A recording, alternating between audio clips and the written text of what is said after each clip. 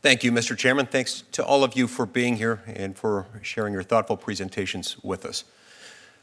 I know that abortion is a really divisive issue. It's a divisive issue among Americans. It's a divisive issue among their elected representatives here in the Senate. And I know that members on this committee in particular have very different viewpoints on it. But I really do hope, and quite frankly, I expect, that we should be able to unite around the premise that every baby born alive should be provided with the same standard of care without regard to whether her parents wanted her to be born alive. That should not be a difficult decision. That is analytically and morally distinct from the question of abortion. Now, I have my own views about abortion. I have not made those a secret. But those, quite frankly, are separate from the issues that we're talking about today. We're talking today about a child who was born and born alive following an attempt, albeit an unsuccessful one, to end her life prior to her birth. That is analytically, morally distinct, and it's an appropriate and unfortunately necessary question for us to address. I hope we can unite around the concept that all babies with similar medical conditions deserve to be treated equally, regardless of their sex, regardless of their race, regardless of the economic circumstances of their parents, and regardless of the conditions under which they were born.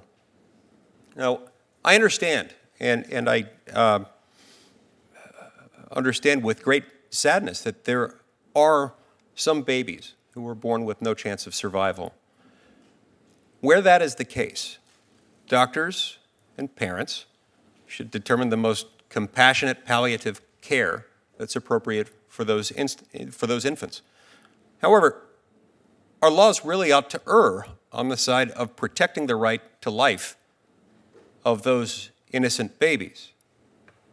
I'm aware of no other circumstance in the law where we would willfully disregard the humanity of a human being. The most sacred of the obligations, of the duties of not just this government, but any government, is to protect life, liberty, and property. But it's no accident that we list life as the very first one.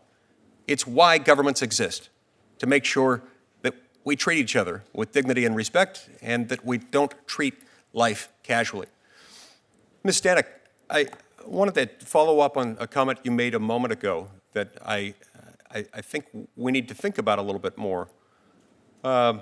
You commented that in some circumstances, a doctor performing the abortion and present at the moment that the infant is born alive following a failed abortion attempt might be, I think the words you used were, financially invested in the outcome of death of the baby. Can you explain a little bit what you mean by that?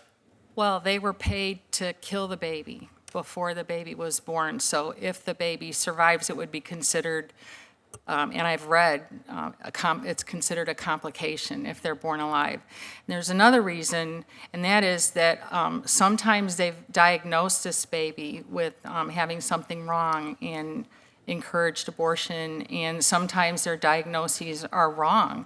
And so letting the baby die is also covering up for their mistakes. And I remember one mom who aborted her baby, and he came out alive, which she didn't expect, but also he didn't appear to have a physical defects that she'd been told he was going to have. So she screamed for someone to help her baby, and my nurse friend, ran over to the neonatal department because they weren't prepared to assess and care for this baby at delivery. They weren't prepared in part because that's not what they do. No, not in the case of unwanted babies. In the case of wanted babies, they'd have 5 medical personnel there at delivery just to specifically care for that baby and not anything else in the room. So she was so traumatized, my friend ran over and grabbed the neonatologist, and he came rushing back and assessed the baby and said there was nothing he could do to save the baby because the baby had been born too soon, although there was nothing wrong with him. And the mom was so traumatized, she had to be tranquilized, and it was left up to this little guy's grandmother to rock him for the only half hour that he would live outside the womb. Thank you for sharing that. Dr. Pieriucci, I want to thank you for your work and for what you've told us today. there's one statement from your written testimony that really stuck out to me as encapsulating the heart of the issue that we're here discussing today, which I want to be clear, again, is not abortion itself. It's about what happens when someone fails to kill a baby in an abortion attempt.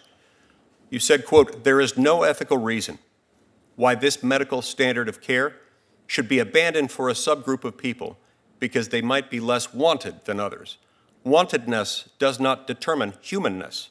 Put another way, it would be an abandonment of my medical and ethical duty if I only responded to the needs of some babies and not to others."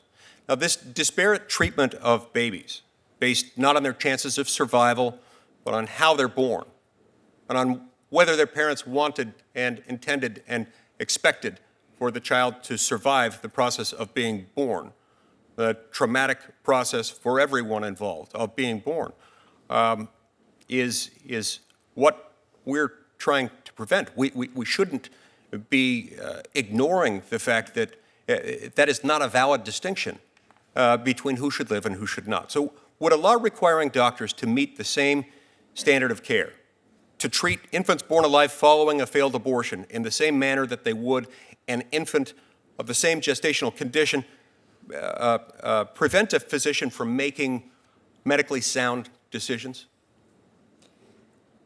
As I read this, what's the law that I saw, this is all about how do we have the privilege to help the baby. It doesn't go farther than that as far as access to anybody else. It is about gaining access to a baby who needs help, and we potentially have the ability to do so.